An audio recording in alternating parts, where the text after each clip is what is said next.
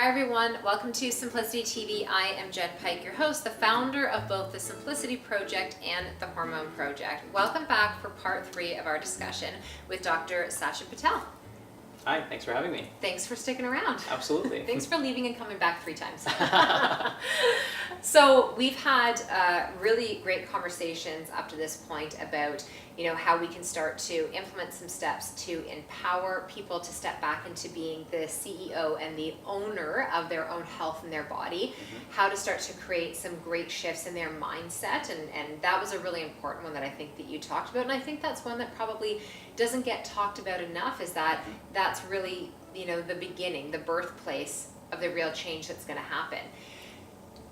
For you, you've been in the industry as a whole, the health industry, for many years, for a long time. You work in a lot of different environments, not just in a clinical base, but out in the world, traveling, educating, and teaching all over the world.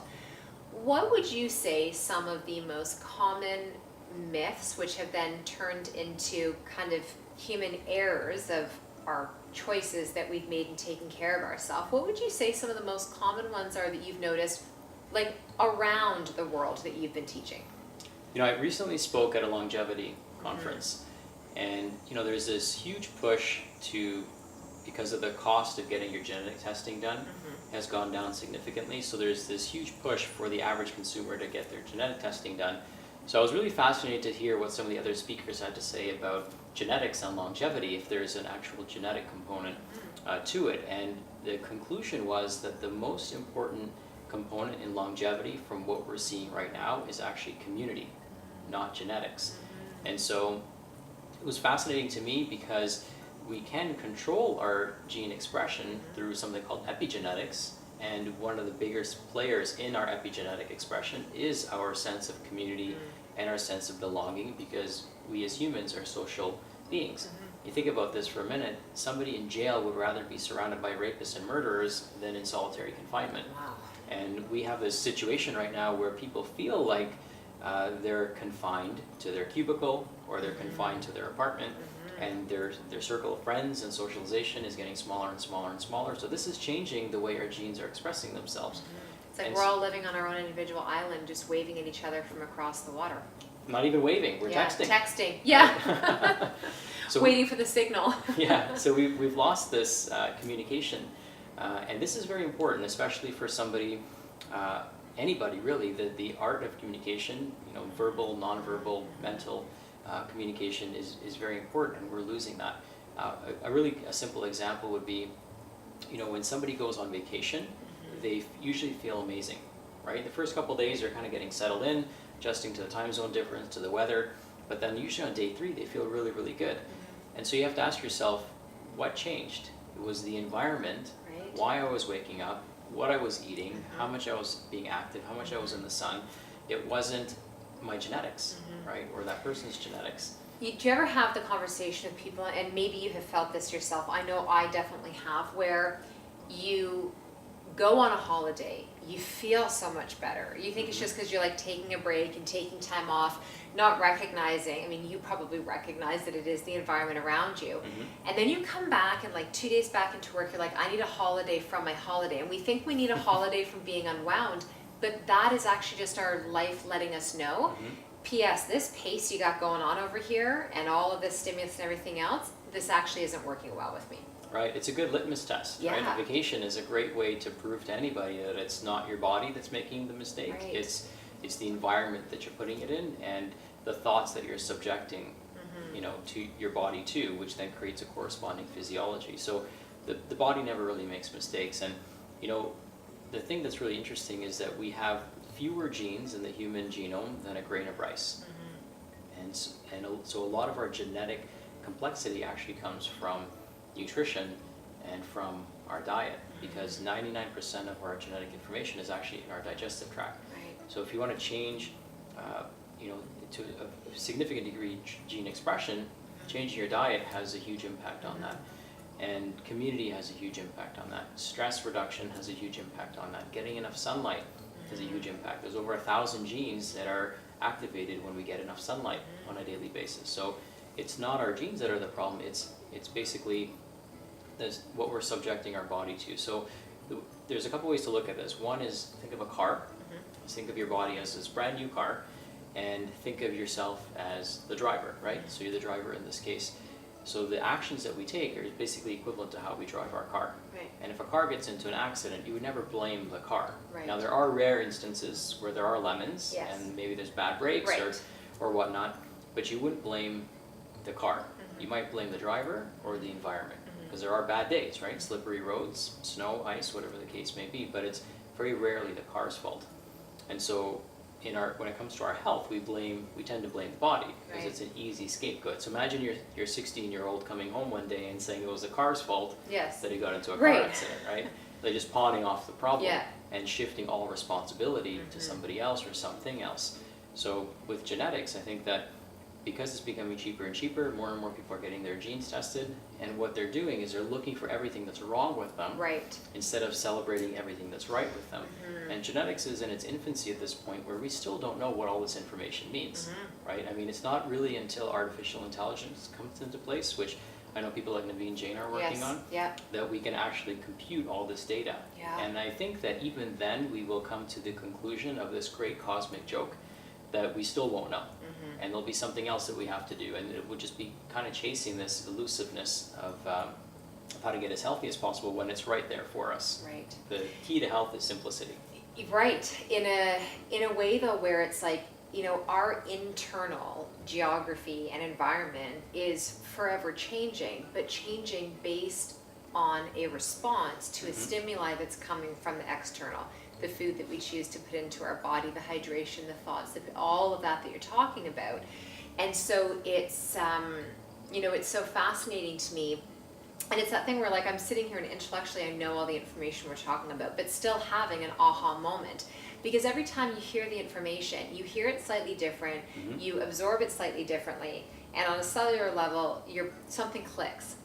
And it's like, oh, that's why I felt like this in this moment. That's interesting. So if I want to feel like that more often, I should do this. If I don't want to feel, you start to be able to make those connections. Right. So from a genetic standpoint, for the person who's saying, well, everybody in my family has diabetes, or everybody in my family has cancer. I mean, I hear people talk like this all the time. I'm bound to get it. It's just a matter of time. Like everyone in my family, it's just a matter of age. It happened between 40 and 50. So somewhere between 40 and 50, I'm going to start to get some colonoscopies, or I'm going to start to, do you know what I'm saying? Like in that type of and that kind of goes back to one of the first things we talked about, is the ability, the greatest discovery of our time, in our lifetime, will be the power of the human mind, right? And that's why companies are paying billions of dollars to get up here, right? Because they understand the power of your thoughts. And your thoughts are what create circumstance. So if you think about something over and over again, you're going to create it, because it's a law. It's not a theory. It's the law of the way the world works. And so when people start to create their realities essentially through this dialogue that they're having, that they're going to have these problems, then they're actually perpetuating. They're actually creating them. Things that we think about, we're actually generating. We're creating that vibrational circumstance to exist at some point in the future. Now, another thing that people run into is they have a family history of believing everything they see on TV.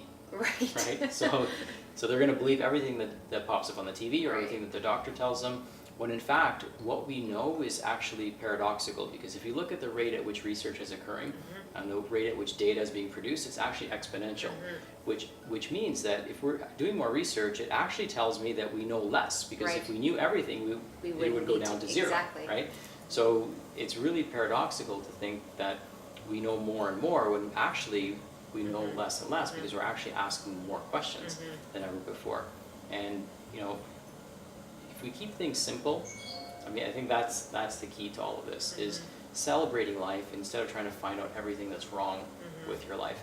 Now, some people may have genetic tendencies, which means that some people might say, oh, I have crappy detox genes, right?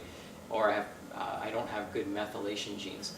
Well, 150 years ago, before the Industrial Revolution, these things probably wouldn't have been a problem, right? Because you only need really good detox genes if you're constantly exposing yourself to toxins. Well, if you know that, then you can change behaviors so that you're not putting as much stress on those systems. But that doesn't have to become your destiny, right? Only if you choose to live the same lifestyle patterns that your ancestors or your family members who had those diseases and issues. Yeah, and keep in mind that the subconscious mind is programmed between the age of 0 and 7.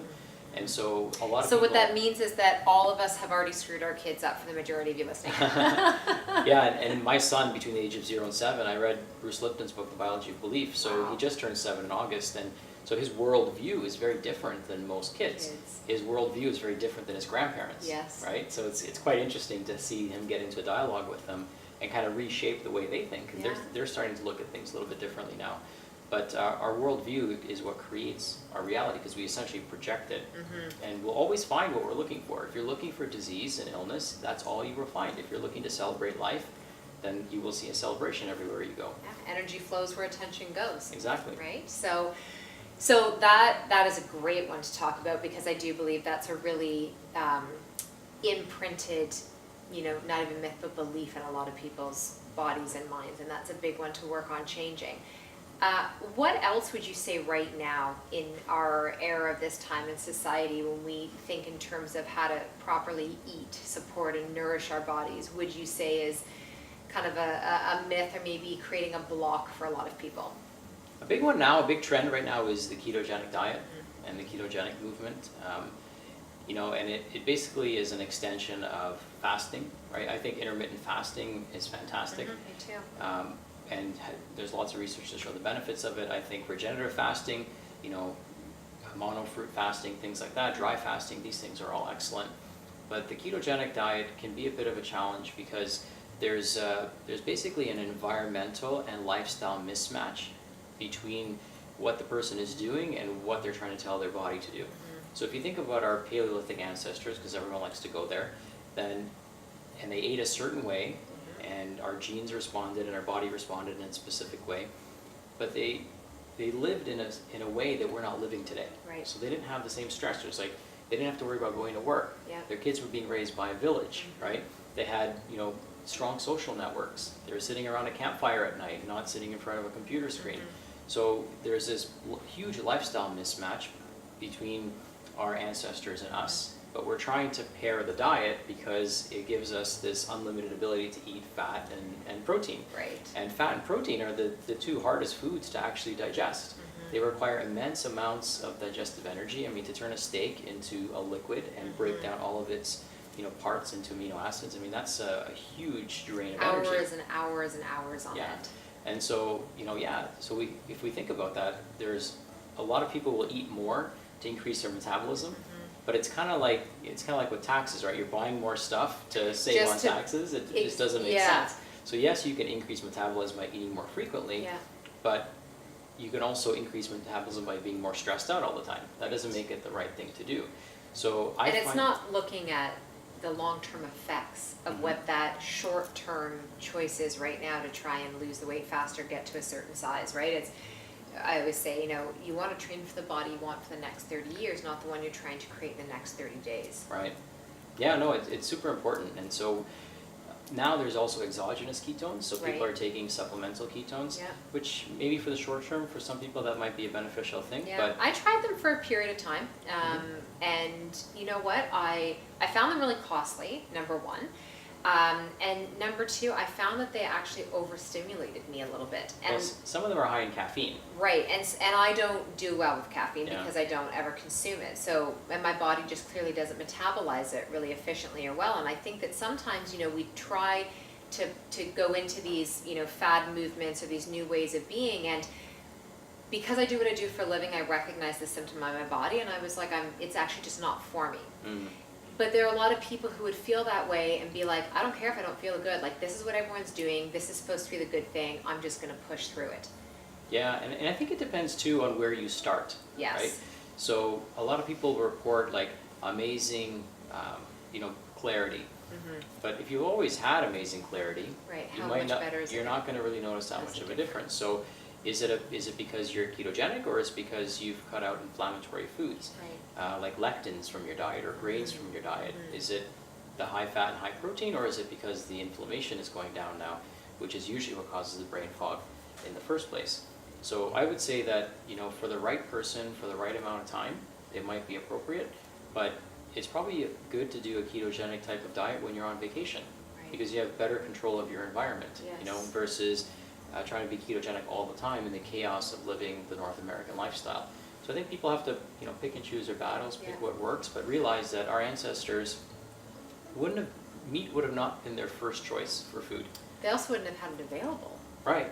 So in the winter especially, right? Yeah. So it may have been their only choice, but it wouldn't have been their first choice because it's so much easier to eat other things that aren't going to potentially kill you and can be stored for longer periods of times. Right. And oils wouldn't have been available to them either, because it takes an immense amount of industrial energy to turn, nuts and seeds and vegetables into oils, right? That's an industrial process that never existed until the Industrial Revolution. So, we have to think about all those things as well. Like, our ancestors weren't consuming concentrated fats. Right. They weren't available to them. And so we've taken something that works under certain circumstances and then applied it to the general masses. And I can see it being disastrous for a lot of people. And because you're forcing now the adrenals to fully take over the responsibility of regulating blood sugar, and then you're dosing people with caffeine, they're going to feel pretty rough, right? After after doing this for weeks or months on end. Yeah. And I have yet to meet somebody who's been ketogenic for a super long time and felt amazing. Yeah. Right? I think you feel good for a period of time, and then it starts to go downhill, and that's okay, because maybe it's a seasonal thing for you, just like it would have been for our ancestors. There's a seasonal time for famine, and there's a seasonal time for abundance. Absolutely. I think there's a seasonal, cyclical time for everything. And even, and this is another topic for another day, but even just looking at it from a male and a female perspective, a male's body is running off a 24-hour cycle. A woman's is anywhere from 25 to a 35-day cycle. There's 4 very distinct different phases that are happening in a female body. So even taking that one dietary principle and applying it to both sexes doesn't even work. Right? I don't find it does really well for a lot of female clients, especially those who are dealing with adrenal burnout or have some form of thyroid inflammation that's going on. Some good aspects of it, but you don't have to, own the label. Yeah, if somebody's interested in increasing their ketone production, then intermittent fasting is probably the best way to do that. So I would definitely be, comfortable recommending that to somebody. But I think that if you're relatively healthy, the ketogenic diet might be okay for you. If you've got good adrenal reserve, if your stress levels aren't too high. But what people do now is they do the exact opposite of what our ancestors would have done. So they drink tons of coffee, right? They have tons of caffeine because those are permissibles. Lots of protein, which essentially putrefies if it's not digested. And they go and try to kill themselves in the gym.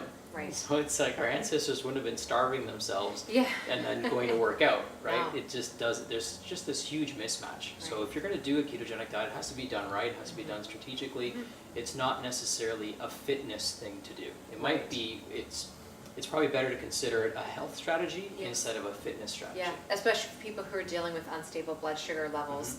Right, and there's a ton of research with mental health and keto and epilepsy and Alzheimer's dementia, but all of those things, again, it's looking at reducing the intake of refined carbohydrates is at the root of a lot of it. The lectins, all those pro-inflammatory foods that you were talking about. So so which one is it, right? And exactly. The research probably will never be done because you can't sell somebody anti-grains, right? There's nothing to sell them. You're taking something away from people. From them, But if you can sell people ketone packets, then that's a whole different story. Yeah, right. Story. So many stories and things that we could get into, but we want to be respectful of your time as well as your time at home. We promised to have Sachin back on because, well, we could just fill 52 weeks of the year with his insight and information. So I want to say thank you so much for taking the time to join us. It's amazing. And to all of you at home, I hope you've taken away some incredible pieces of information. Ultimately, with everything leading back to creating more simplicity and more ease in all that you do. Have a fantastic day.